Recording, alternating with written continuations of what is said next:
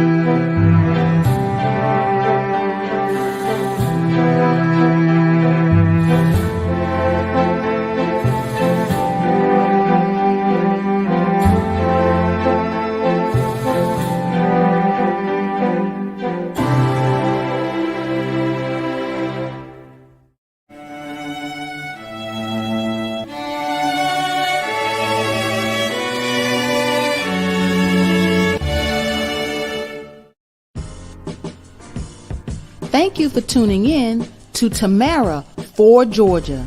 I am Tamara Johnson Shealey, your candidate for the United States Senate. I'm an independent Democrat that believes that reparations will make America great. It is time that we unite our country once and for all. Please go to my website. It's tamaraforgeorgia.com. And please join me every Saturday, 11 a.m. Eastern Standard Time, right here for Tamara for Georgia.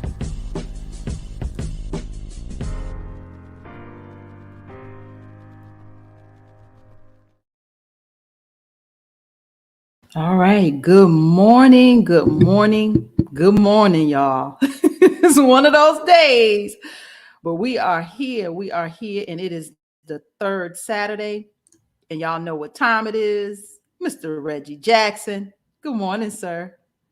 Good morning, Tamara. How you doing today? Ooh, wee, Mr. Reggie. It's one of those days. One of those days you just keep it moving. And I just try to laugh and smile it off, but it's one of those mornings. How are you? I'm great. I think my one of those days was yesterday, and yours is today. So I'm feeling you. You feel it, you know it, right? We just fight through it. We keep it moving, Mr. Jackson. Absolutely. Yes. So we talking about the impact, y'all, of mass incarceration. This prison population around the nation. It's us. It's us. Those of us who are melanated, Black and brown people that are filling these prisons. Mr. Reggie, the floor is yours. Well, I think a lot of what people have heard about the prison population, mass incarceration, is really based on old information. New data shows that there's been a significant shift in the number of people in prison. And there's one critical point that I think people misrepresent oftentimes when they talk about the number of people in prison or that are incarcerated. So there are two places people are incarcerated in the United States. They're incarcerated in prisons, which are state or federal government run prisons. So you have the Federal Bureau of Prisons, and each state has its own prison system. And then you have county jails. There are thousands of county jails across the country. And so people oftentimes, when they talk about the number of people in prison, they add the number of people in jail. It's a separate population. On any given day, you don't know who's in jail. Most people that are in jail don't spend a lot of time in jail. You may get arrested for DUI on Friday, and then on Monday you're out of jail, right? So we don't realize that people add those two together to come up with the number of people incarcerated. So when you hear people say 2.3 million people incarcerated, that included back in 2017 or 2018, that included about 1.6 million people in prisons and about 700,000 people in jails. But the number that's in jails is really like in flux every day. In fact, we send anywhere between 10 and 11 million people to jail every year in the US. So people are in and out. It's like a revolving door in jails, right? So what I like to concentrate on when it comes to mass incarceration, I think it's much more important to talk about people that are in prison versus people in jail, because you know, you go to jail, you get arrested, you go to jail. Eventually, you may, very small numbers of people may go to trial, right? And then if you're found guilty, then they're going to send you to a prison. Well, a couple problems with using the jail population. First of all, a lot of people that are arrested are never even going through the system. You know, they're going to drop the charges. So people get arrested and then, oh, well, we don't have enough evidence. They're going to let people out. So I try to just kind of ignore those numbers, because on any given day, the people that are in there today, Tamara, will not be the people that's in prison on Monday or Friday of next week or next week Saturday. It's going to be a different group of people because we're constantly turning people in. So to me, we're talking mass incarceration. I focus all of my attention on the people that are in state and federal prisons, because that's a much more accurate really assessment of what mass incarceration looks like. It's not as much related to jails. It is in a way, but when you're looking at the trends, it's much more important to look at the people in prisons than just look at people in jail too. So let's kind of just think about, let me ask you this question. Have you ever heard anyone say that there's more Black men in prison than there is in college? Have you heard that, Tamara? Right? How many times do you think you've heard that during the course of your life? A lot. A lot. And let me just tell you, I've heard it a lot too, including former President Barack Obama said it multiple times when he was running for president in 2008 and 2012. Again, he mentioned it. And I was hearing these things. I'm like, wait a minute. Everybody is saying it, but nobody is giving you like the numbers, right? Nobody is saying, well, it's X number of Black men in prison, it's X number of Black men in college. Nobody is giving you any data, right? Any details of it. So I said, well, let me go and check it. So the Federal Bureau of Justice Statistics, they issue reports about prison populations every single year, right? So they have reports on the number of people in prisons. They have a report on the number of people in jails. They have all these different reports, and I look at them on a pretty regular basis. And then the Department of Education keeps a database of who's in college every year, right? And so I said, well, let me look and see if I can find these numbers and validate this statement that there's more Black men in prison than there is in college. Because that's just the way my brain works. I need to see evidence. I can't just believe you because you said it. I can't just believe it because everybody and their grandmother has heard it and shared it. So guess what I did, Tamara? I looked up the numbers. And what do you think I found? That is it true or is it not true? I don't know what you found. It's an absolutely untrue statement. It's absolutely never been true in the age of mass incarceration. Now, we can't go back to the 1920s and the 1930s because they didn't keep the data on, education in the way they do nowadays.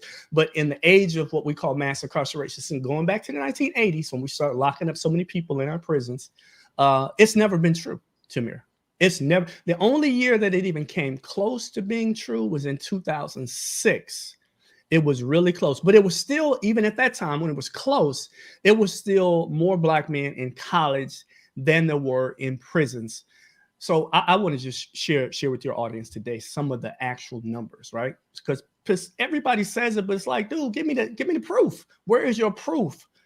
Don't just say it because you heard somebody else say it, which is what a lot of people do. So I have on my other screen here, I have the numbers, right? So this is what happened. Black male imprisonment peaked in 2002. 2002, we had the largest number of Black men in prison ever in 2002, and that was 586,300 Black men in prison in 2002. And what do you think has happened to the Black male prison population since 2002, Tamir? Has it dropped a little bit? Has it dropped a lot? Has it not dropped? Is it about the same? What do you think?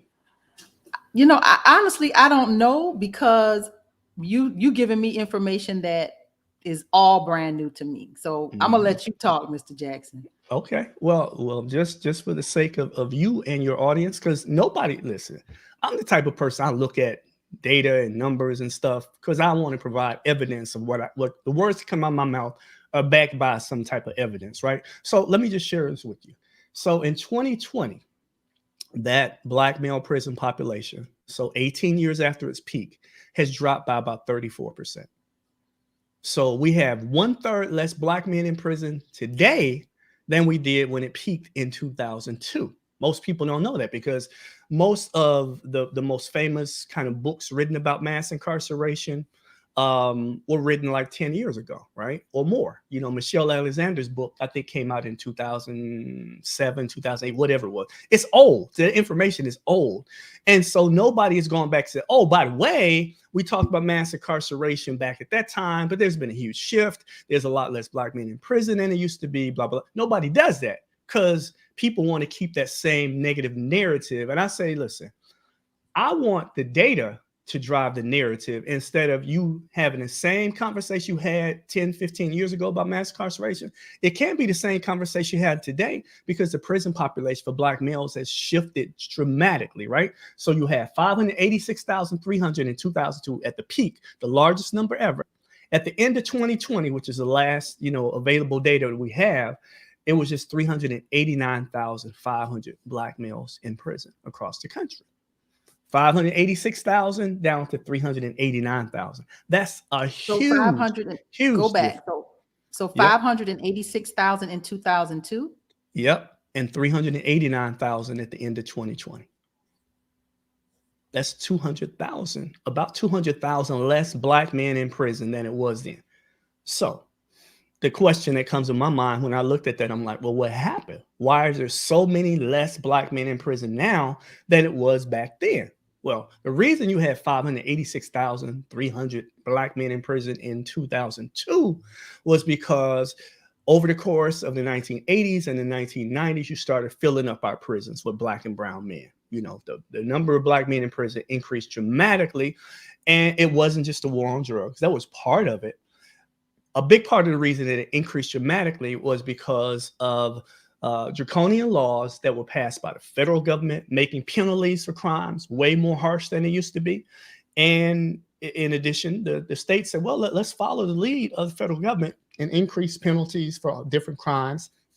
And then just as importantly, Tamara, and this is critical, you put way more police officers on the street than you would ever had before in American history. Today, we have about 800,000 law enforcement officers in America, about 800,000. So when people talk about, 2.2 million people or 2.3 million people incarcerated, they don't understand that the incarceration system, our so-called criminal justice system, also employs about 2.2 million people on any given day.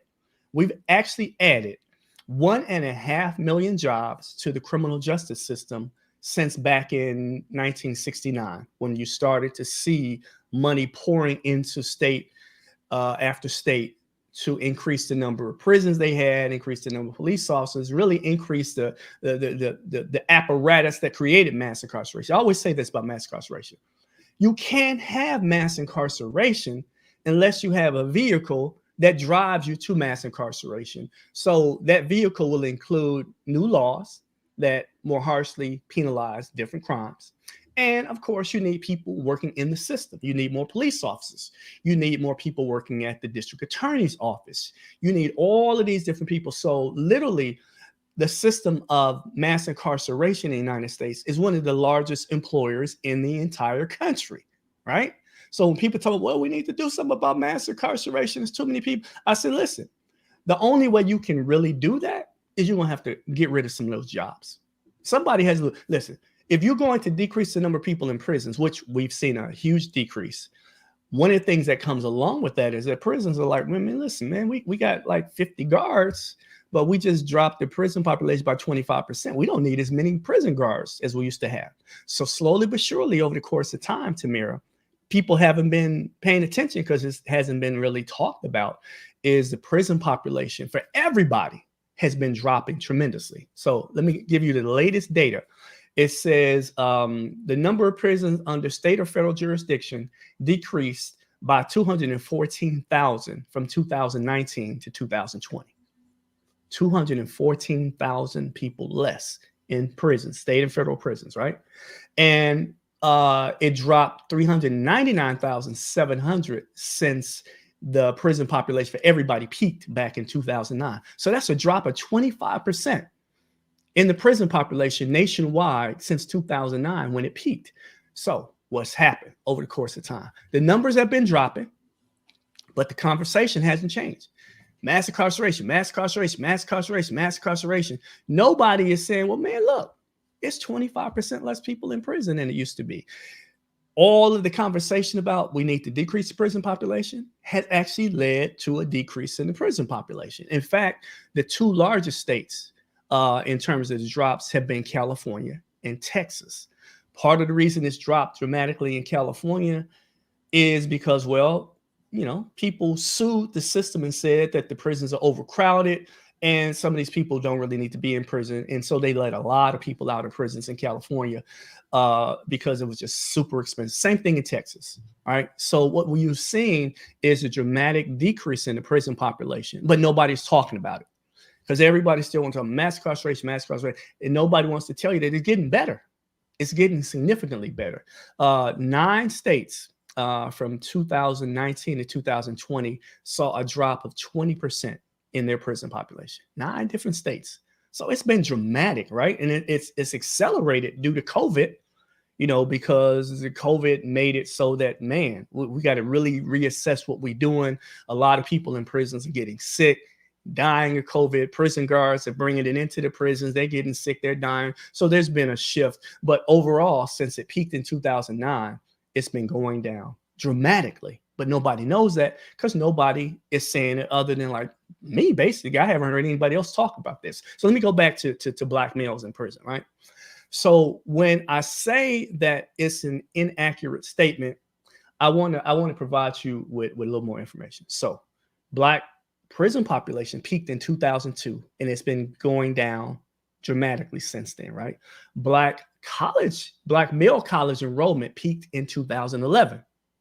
And it's been going down ever since then, right? So what I want to share with you is just a little bit of the numbers to just kind of put this into context. So I compared 2016 college enrollment and prison for Black males, right? Because that was the year when I first started sharing this data with people, was 2016. So let me share that with your audience.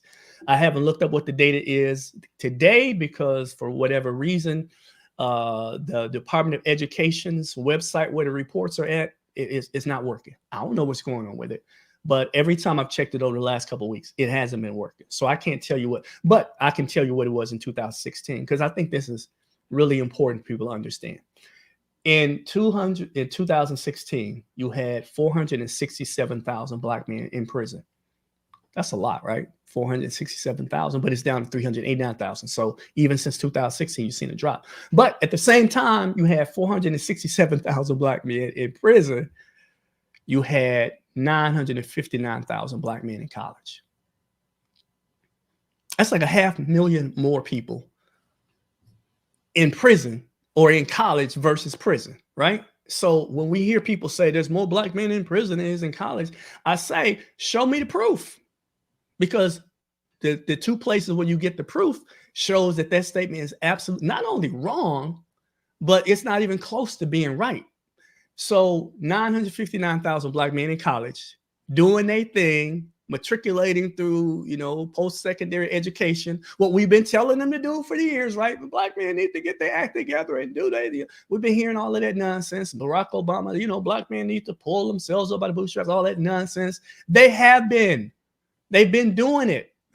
They've been doing it significantly, but nobody was talking about it because mass incarceration, all these Black men in prison, blah, blah, blah. At the same time, the number of Black men in college was increasing dramatically, but nobody talked about it because it didn't fit the narrative. It didn't fit into that more Black men in prison and in college narrative. So people keep going with that same narrative.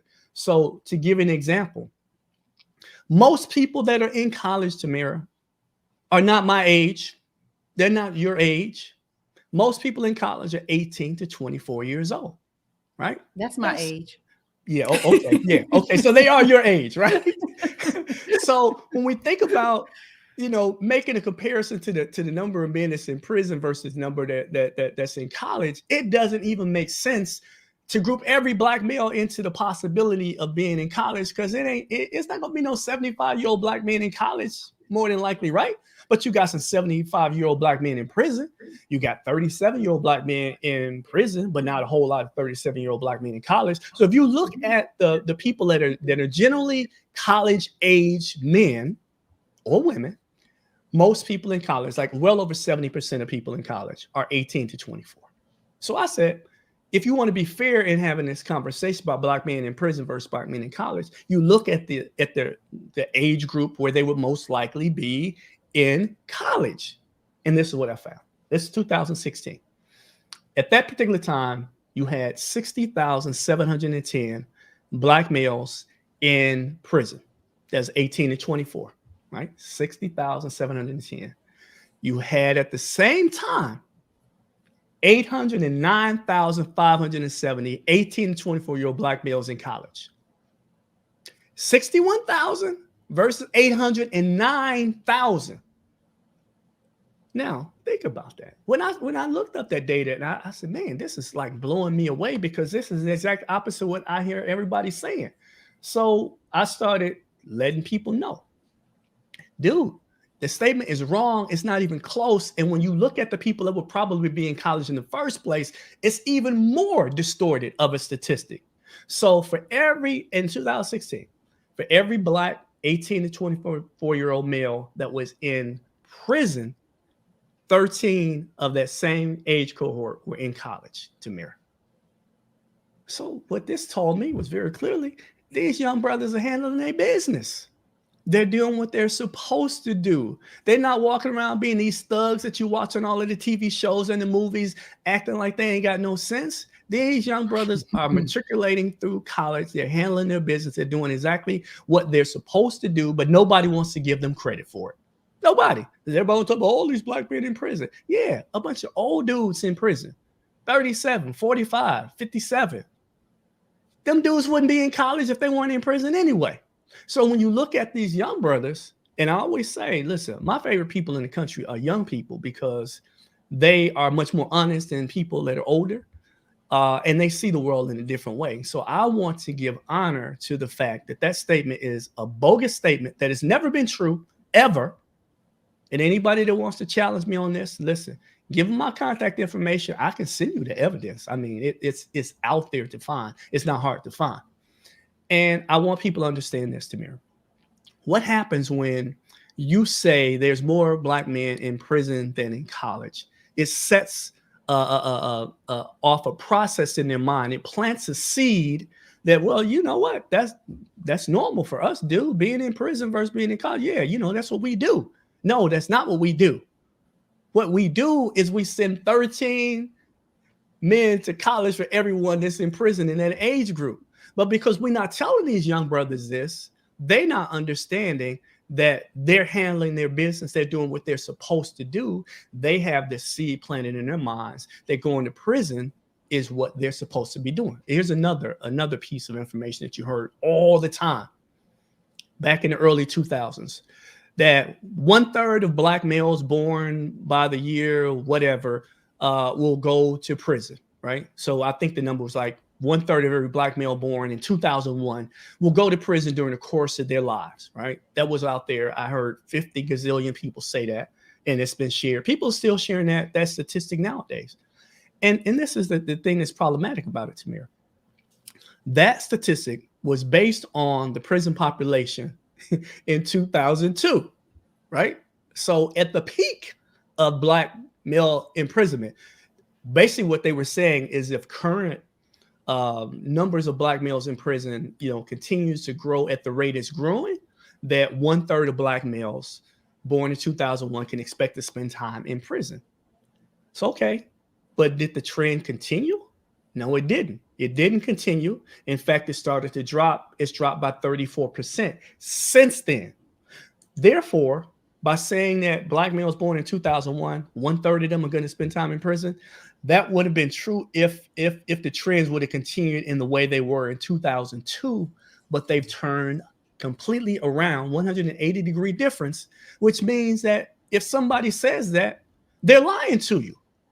They're not intentionally lying, but they're lying because they are going off an old assumption from 20 years ago, which assumed that, yeah, we're going to keep sending all of these black men to prison. It's going to continue. No, what happened is it trended the different way. And the main reason that the prison population started to decrease, let me just share this with you. The prison population for black males started to decrease because the ones that were in prison, due to these laws that were passed in 1984, 1986, 1988, 1994, these federal laws and then states that followed because of the so-called war on drugs led to this huge increase in people in prison, led to a huge number of people getting employment in law enforcement. So let's just talk about the so-called war on drugs, right? First of all, people don't know that the war on drugs was part of what was known as a war on crime. The war on crime started not under Ronald Reagan, like people believe, not under Richard Nixon, like some people have said. It started under John Kennedy. In the early 1960s, he started a war on what he called juvenile delinquency. And when they talked about juvenile delinquents, they were talking about teenagers that were doing stuff they weren't supposed to, particularly boys. And they were talking about boys, black and white boys that were, just out there. You had street gangs, as they call them, street gangs. I don't know what the difference between, the mafia is a gang, but they don't call them a street gang. I guess they don't hang out on the streets, Tamara. They're a gang too, right? So you started to say the president, is very concerned about, this juveniles just running rampant. And, so he started a program where he was going to say, we're going to do something about juvenile delinquents, right? And then Lyndon Johnson took over as president when Kennedy was assassinated. And everybody celebrates the Voting Rights Act that was signed under, President Johnson. They celebrate, the Civil Rights Act in 1964, Voting Rights Act in 1965. They give them all this credit for that. But what they don't know is in the same year, really less than a month before he signed the Voting Rights Act, he signed probably the most important bill related to incarceration in U.S. history. And this was a law that allowed, for the first time in American history, for federal and local law enforcement to work together. It used to be this separation where they couldn't collaborate with each other in a really clear way, but he signed a law, the Law Enforcement Assistance Act was what it was called in 1965, that allowed for the first time for these organizations to work closely together, to share information, to share resources. This is when you started to see police departments around the country get, this mechanized equipment from the federal government, right? They would get these tanks and they would get these armored vehicles and they would get, instead of just having a little 45 pistol they started to get, the same type of hardware in terms of guns that the military had, right? So, we've all seen these guns on display during, the events, Black Lives Matter protests across the country, 2014 to 2020. And you see these police officers with these, looking like they're in the military, suited up like they're in the military. That's when the process started, when the federal government started to be able to collaborate with those state governments and local police departments to give them their hardware, to make this militarized police force that we see today. It didn't exist in 1965, right? And so that law, which nobody ever talks about, the Law Enforcement Assistance Act of 1965, under Lyndon Johnson, started America's war on crime, right? And then Lyndon Johnson handed things off when he decided not to run for re-election in 1968. Richard Nixon took over. Richard Nixon continued the war on crime, but he also started what he called the war on drugs, right? Now, what's interesting about Richard Nixon's take on the war on drugs versus what would happen later under Ronald Reagan in his war on drugs is when Nixon started the war on drugs, one of the things he said is that, listen, we know that drugs are a major problem for a lot of people. And we know very clearly that we need to do something about it. And so he put money into the federal budget. Congress approved it for, drug problems, right? But what they realized at that time was that, listen, we need to spend a lot of money on drug treatment for people. We don't want to just lock people up for being a drug addict. We want to help people get off of drugs. So they put a significant amount of money, at least 1/3 of the budget for, the war on drugs at that time was for drug treatment and therapy.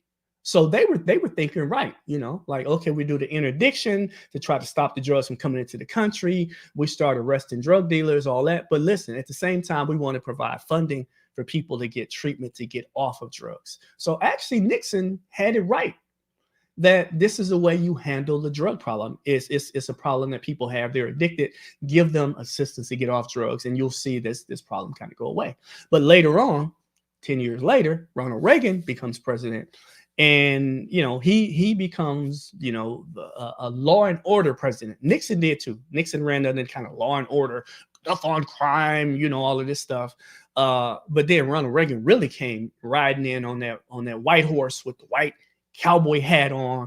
It's going to be tough on crime, but we're going to do something about these drugs and blah, blah, blah. And then, Nancy Reagan chimed in with her, just say no to drugs, which is just a bunch of nonsense. Like, give me a break, Nancy. What world are you living in where you just tell us, oh, just say no to drugs? And come on, they're going to do drugs. This is what kids do, right? But when Black kids do drugs, they're drug addicts. But when white kids or white adults use drugs, what term do they use to describe that, Tamir? Have you heard this term when they say they're experimenting with drugs, right? That's how they describe when white people use drugs. They are experimenting with drugs. Yes, you hear white people all the time just boasting on television, live television. Yeah, I experimented with drugs when I was in college. Have you ever heard a Black person say they experimented with drugs in college, other than Barack Obama? I experimented with it. But Black people not gonna say that, because when we say we experimented with drugs in college, I didn't, but I'm just saying, when Black people say this, oh yeah, he has a drug problem. He was a druggie. He was a drug addict. Blah blah. That's what they'll say about us when we say it. But when white people say it, oh yeah, that's part of the rites of passage as a college student. You can experiment with drugs. It's okay for white people, but it's not okay for other people. That's the way that we have created this narrative about drugs, that when white people say they did it, oh, they're experimenting with drugs. But when we did it, oh, we must have been that dude, standing on the corner selling the crack, whatever, with a 9mm in our back pocket and all. So the image that pops into your mind when you talk about Black people with drugs and white people with drugs is completely different. They have basically made it so that when you think of a drug dealer, you automatically see a Black face, right? When you think of a crack user, you automatically see a Black face. But these are contrary to the reality, because white people represent about 61% of the population, Tamara, but they represent 70% of lifetime drug users in the U.S. 70% of lifetime drug users in the country have been white, but they're only 61% of the population. So what does that say? That means that white people are much more likely to use illegal drugs than anybody else. Even though half of the TV shows is cop shows and half of the movies that talk about drugs always show some Black people selling and using drugs, white people are doing it, but they're not shining a light on them. And so when you start to fight a war on drugs under Ronald Reagan, and you pass very strict laws in 1984, 1986, 1988, when Ronald Reagan's president, the focus is on those inner city kids that are selling drugs and those people that are using drugs in the inner city. Well, what about the ones that's on the college campuses? There's little white kids on the college campuses that's smoking crack. What about the white people in the little rural communities around the country that are using heroin and all these other? Nobody focused the attention on the white people, because they were too busy focusing the attention on Black and brown neighborhoods. That's why the prison population for Black and brown people increased dramatically, because that's where you put the darn police. If you really were concerned about drugs overall, you would have had the police in those white communities too, because this is what the DEA told us back in the 2000s, the early 2000s, a report that they issued to Congress. And this is what they said. They said that almost everybody who buys drugs, Tamara, buys drugs from someone in the same racial group they belong to. So contrary to what you see in all of the TV shows, white people in a little car driving into the hood to buy their drugs, they not driving into the hood to buy their drugs, Tamara. First of all, they're too scared to drive to the hood, number one. Secondarily, why would you drive to the hood to buy drugs when the dude right down the street from your house is selling drugs? Why would you drive into the hood to buy drugs when you on the college campus of college XYZ, whichever college you want to pick, when you know there's a drug dealer that's selling drugs on the college campus? Why would you leave the campus to go into the hood to buy drugs? You don't.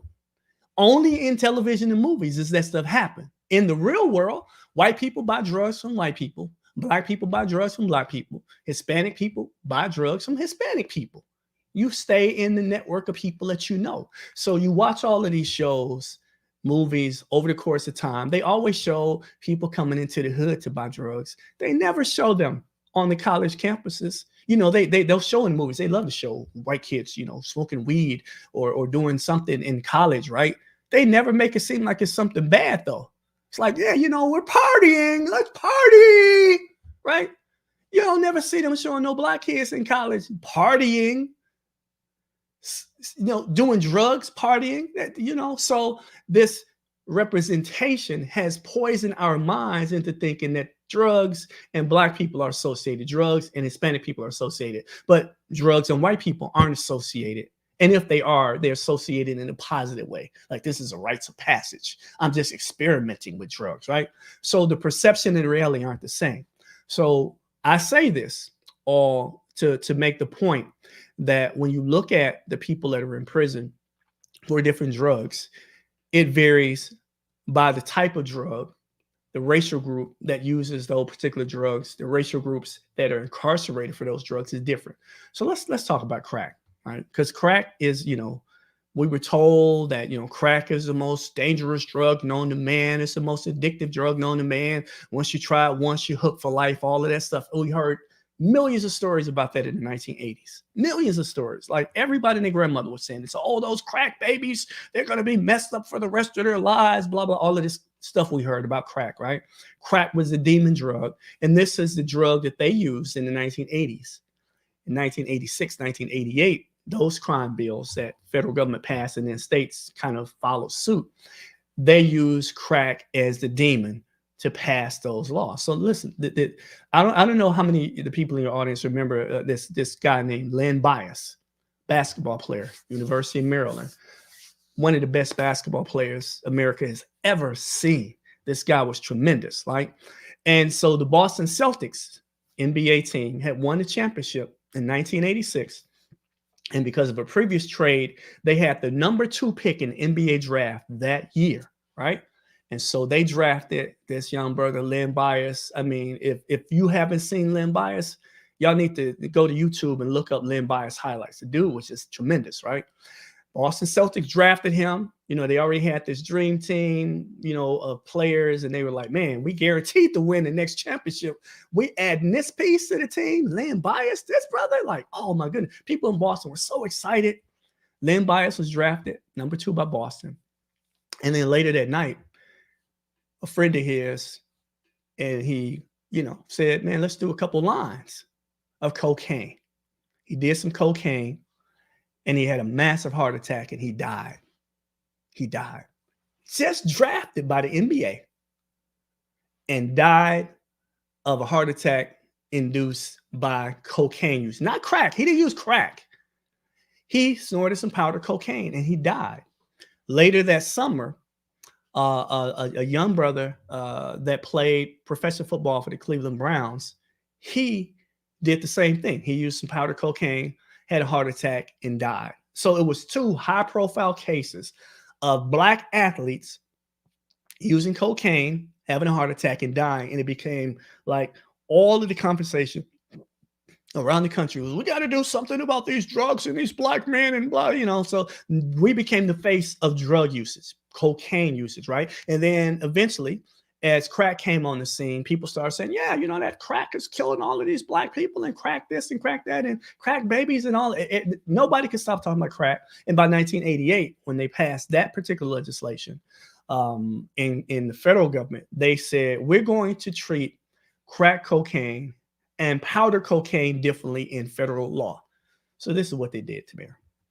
They gave a penalty for 500 grams of crack or 500 grams of powder cocaine was the same penalty for 5 grams of crack cocaine. So imagine this. A brother gets caught with 5 grams of crack cocaine. A white dude gets caught with 500 grams of powder cocaine, and they both get the exact same 5-year mandatory sentence in federal prison. 100-to-1 ratio. Now, I said, listen, the main ingredient in crack cocaine is powdered cocaine. You use powdered cocaine to make crack cocaine. The only difference between crack cocaine and powdered cocaine is the way you ingest it into your body. Powdered cocaine, people generally snort it.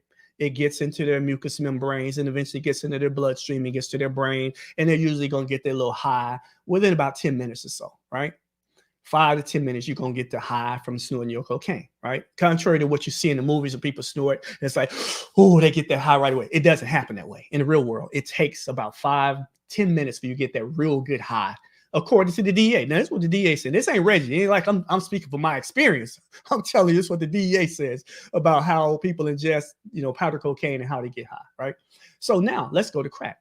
What you do with crack is you basically add some liquid to it and some baking soda to it. You mix it up and then you cook it. And then you basically smoke the fumes. So you cook the crack rock, you make the crack rock, and then you heat it up and the fumes coming off of it, you ingest it, right? And it goes through your nostrils, right into your lungs, into your bloodstream. So you get it high almost immediately because it gets to your brain like lickety quick, right? Really super fast. So it's not only a way faster high, but it's really way more intense high. So when people use crack cocaine, first of all, it's way cheaper than powdered cocaine. Super cheap, right? These little crack rocks, you know, $5, $10 a rock back in the 80s. So it's really cheap. You know, you couldn't go buy like an ounce of powdered cocaine unless you had a boatload of money. So now you have a very cheap alternative to powdered cocaine. And because everybody starts to say crack is the most addictive drug known to man, you try it once, you're hooked for life. Everybody says, well, it needs to be more punishment. That crack is so much worse than powdered cocaine. And then there's a perception that crack is a black drug versus powder cocaine being primarily a white drug, right? So, you know, the white dudes on Wall Street having a party, you know, pulling out a little line of cocaine and, you know, doing a little cocaine. You see it in the movies all the time. That's okay. You know, they're you know, that's what they do, right? But you show some black people using crack cocaine, it's like, oh my goodness, look how terrible those people are using that crack. They're ruining their lives. Why would they do that? They don't say the same thing about powder cocaine. So the perception of crack versus powder cocaine is different. Therefore, the federal government deems it necessary. Congress says we're going to give a 100-degree higher penalty for crack cocaine than for powder cocaine. So what ends up happening is you see a lot of people in the hood, black and brown neighborhoods, get arrested for selling crack, for possession of crack. But this is the hidden part, though, Tamara. That's what you see on TV. That's what you read about in the newspaper and the magazines about crack is, you know, all of these black and brown people getting arrested for using it, for selling it, blah, blah, blah. But what they don't tell you, Tamara, is that most people who have ever used crack in this country have been white people. Data from the federal government shows that over the lifetime since crack first came on the scene, that out of all of the people that have ever used crack cocaine in their lifetimes, 66% of them, Tamara, 2/3, are white people. Now let's marinate on that for a second. 66% of crack users in the United States have been white people. How often have you heard stories of white people using crack in the newspapers, on the local news? How often have you seen white people using crack in the TV shows, the cop shows on TV, the movies that Hollywood makes all the time? How many times you've seen white faces represented with crack? Very rarely. I would say probably 99% of the time when crack is talked about on local level in the news, whether it be the local news channels, the newspapers, Hollywood TV shows, Hollywood movies, 99% of the time when they talk about crack, they're going to show a black face. Everybody remembers watching The Wire, right? Everybody watched The Wire. Oh my goodness, look at Baltimore. It's so terrible. All these black people using crack. At the same time, they could have been out in any part of America with white people using crack and done the same stories, but they didn't do it. So the perception of crack is that, oh yeah, those black people and crack. Oh my goodness, it's crack epidemic in the hood. White people was using it at a much higher rate than black people were. Lifetime users of crack cocaine, 17.8% of them in the country have been black. 66% have been white people, Tamara. 66%, but that doesn't match the narrative about crack, though, right?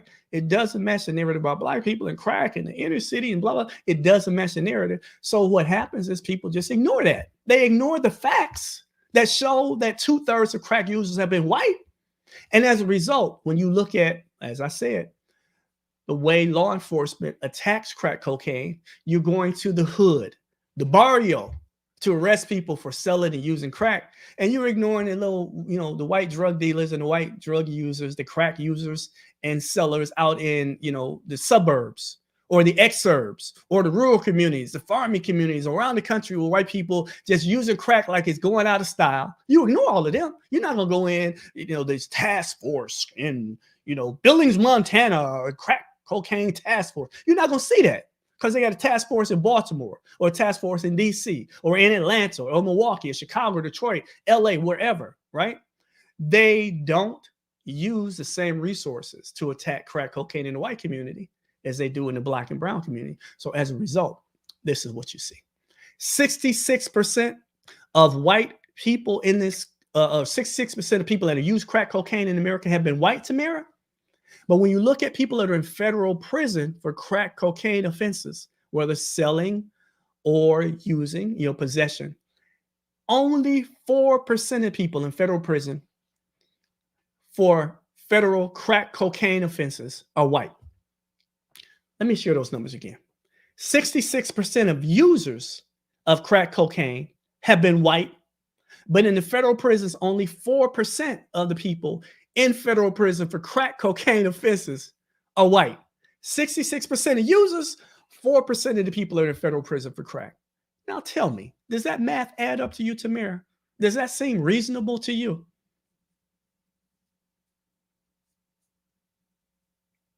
It probably doesn't. Look, I can see by the look on your face. No. Like, wait a minute, these numbers not adding up. I'm trying to make it make sense, and it's not making sense in my head at all. Here's another one. Black people, 17.8% of lifetime users of crack. 88% of the people in federal prison for crack are black. Less than 18% of lifetime users. And like I said earlier, the people that use crack and buy it from people that look like themselves, according to the DEA, 88% of the people that's in federal prison for crack are black. That is very intentional because, like I said, they had a task force in Baltimore that broke up this crack ring this morning. They didn't have a task force that broke up the crack, scene in Billings, Montana, or some little hick town in Mississippi, Oklahoma, California, wherever around the country where white people were using crack.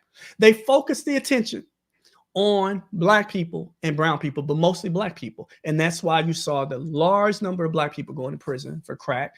And it should have been at the same time, it should have been a much larger number of white people going to prison for crack because way more of them were using it. Way more white people were using it. But because the way the system has racism embedded in it, and people try to argue about systemic racism is a myth, it doesn't exist. Nonsense. The proof is in the pudding, Tamara.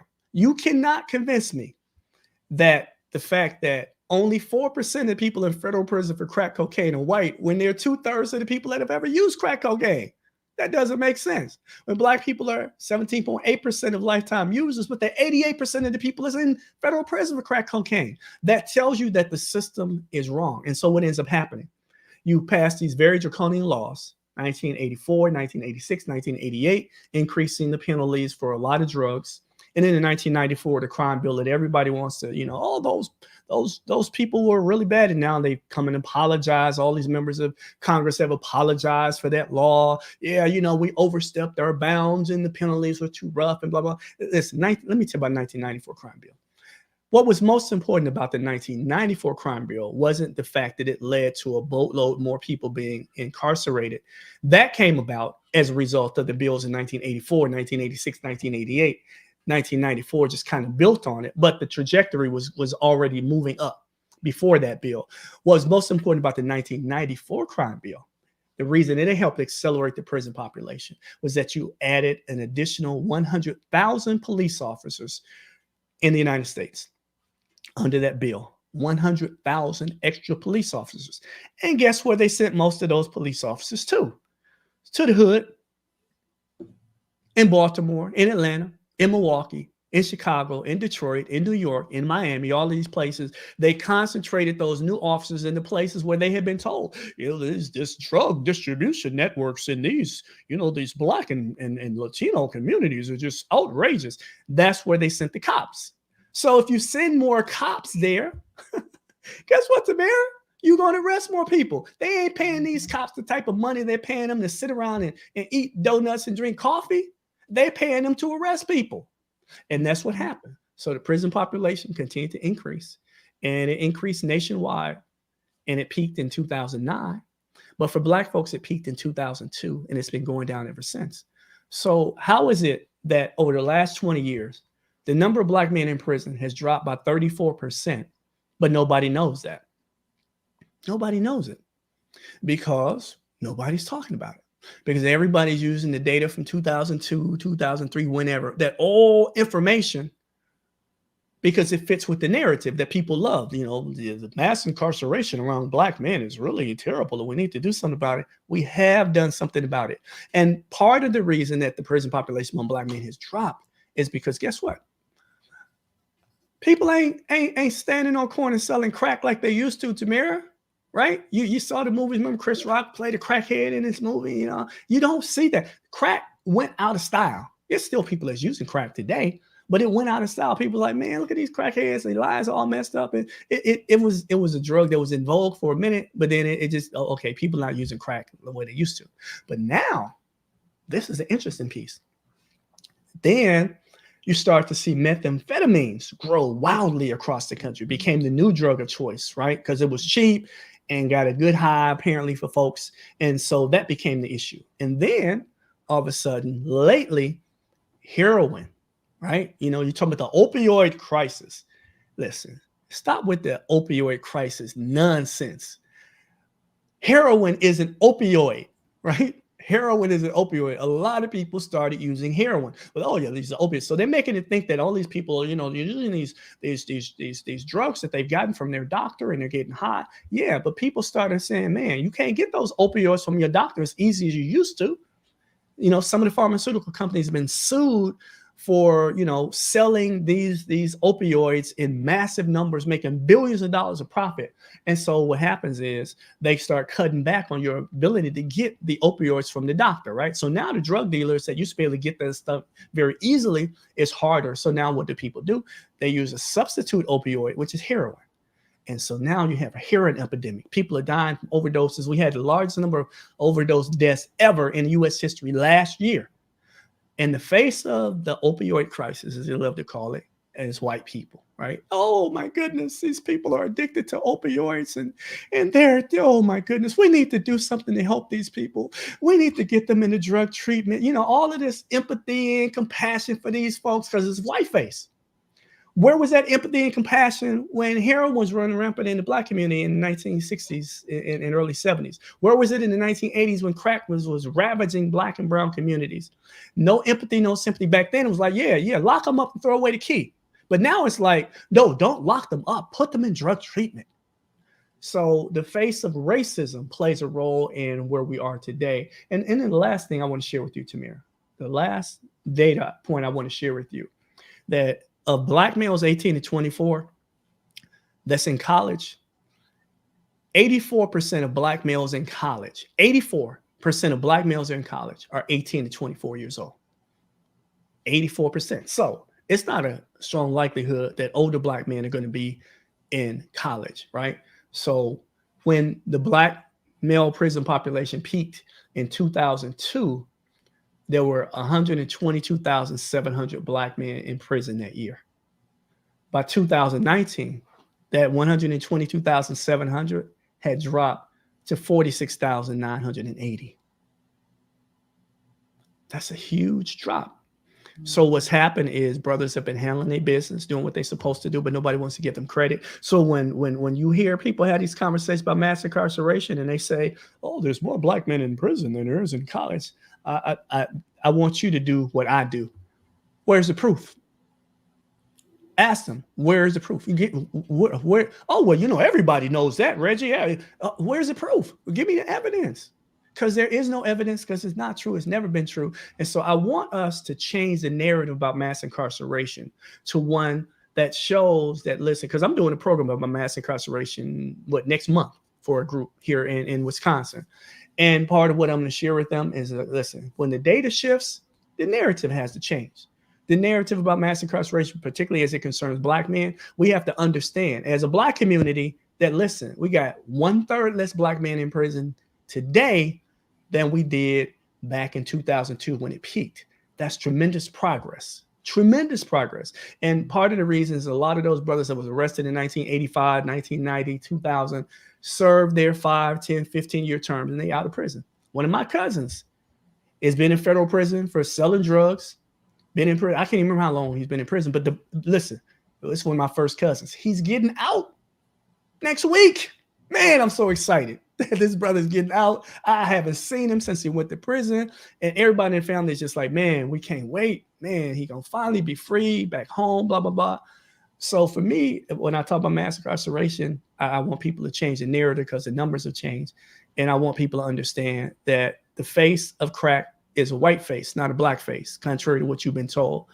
And that mass incarceration is because people want to provide jobs to people, to build prisons, to man prisons, to be DAs, to be, people that do investigations for the DAs, all these people, 2.2 million people that are employed. It's one of the largest employers in the country, the system of so-called criminal justice. It's an economic system that's driven by sending people back in the day, black and brown people primarily, to prison. And the largest increase in the prison population over the last 10 years has been people that are in federal prison, particularly due to immigration violations. So these are Latino folks that are trying to come into the U.S., start a new life, get arrested, and they're stuck in the system. That's been the largest growth.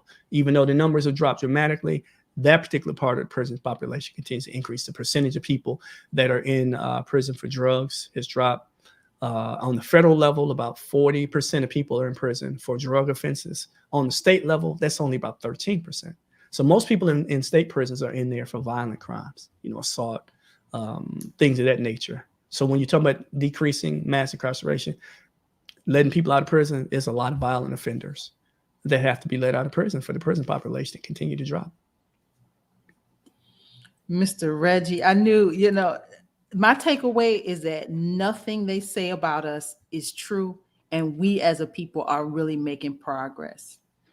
Absolutely. Tremendous progress, Tamara. Tremendous. But don't nobody want to give us credit for it. Nobody. Not even our so-called experts and leaders want to talk about this and give us credit, particularly not giving those young brothers credit, 18 to 24-year-old black males. Like I said, for everyone in prison in 2016, 13 of them was in college doing their thing at Grambling and Morehouse and all of these other places.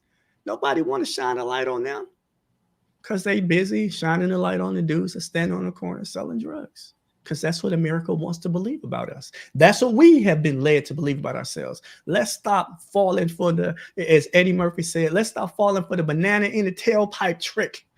That's what they've been doing to us, right? We gotta use our intelligence to talk about this stuff in a different way, talk about ourselves in a different way, see our young black men in a different way than we do. Yeah. Because it makes a difference in their minds, what they think about themselves. It becomes a self-fulfilling prophecy when they're told that 1/3 of them are going to guarantee to be ended up in prison, even though it's not true. For them, they don't know any better because nobody's telling them anything different. Mr. Reggie Jackson, y'all. Go to his website, reggiejacksoninc.com. The impact of mass incarceration, the data, the truth. Again, nothing they say about us as a people is true.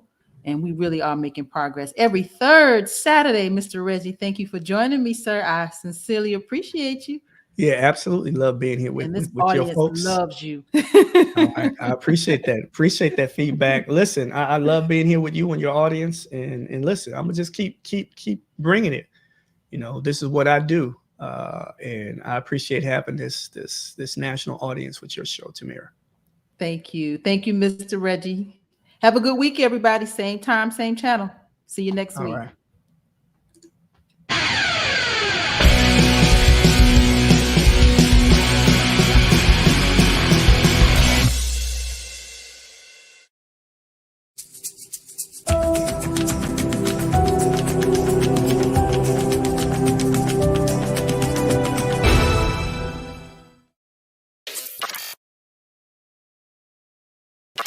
When we come to Washington in this campaign, we're coming to get our check.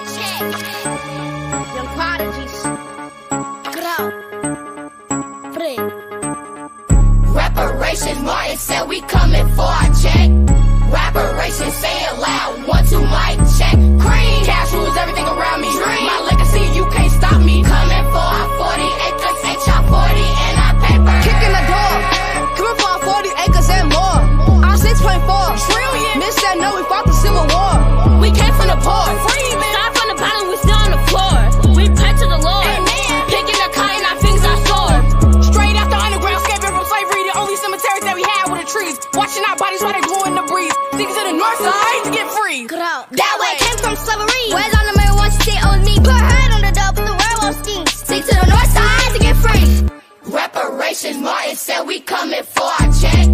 Reparations, say it loud, 1, 2, mic check. Cream, cash rules everything around me. Dream. My legacy, you can't stop me. Coming for our 40 acres, HR 40 and our look, paper. we taking them back. Putting Pettis Bridge on the map. Police came with the strap.